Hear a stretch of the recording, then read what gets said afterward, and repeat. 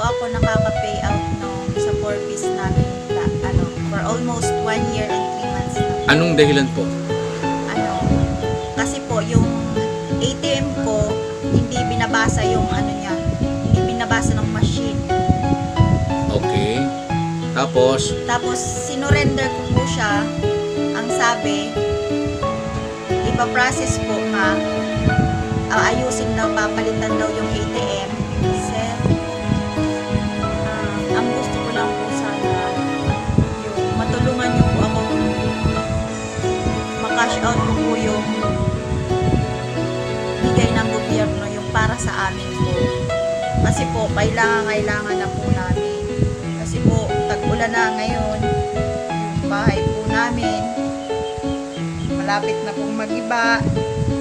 May mga na po siyang kahoy, inaanuhan ko na lang po, tinutukuran ko na lang po kasi bulok na po kasi yung mga kahoy sa bubong.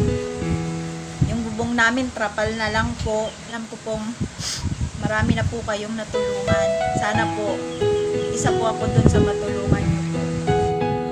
Nung bisitahin ko po ang kalagayan nila Charlie at Sienna, ito ang tumambad sa akin, mga kababayan, yung kanilang bahay na barong-barong at trapal at dahon ng niyog, ating mga kababayan. Nang lumo po ako at naawa po sa kanilang kalagayan, lalo na tag-ulan pa po ngayon, ating mga kababayan.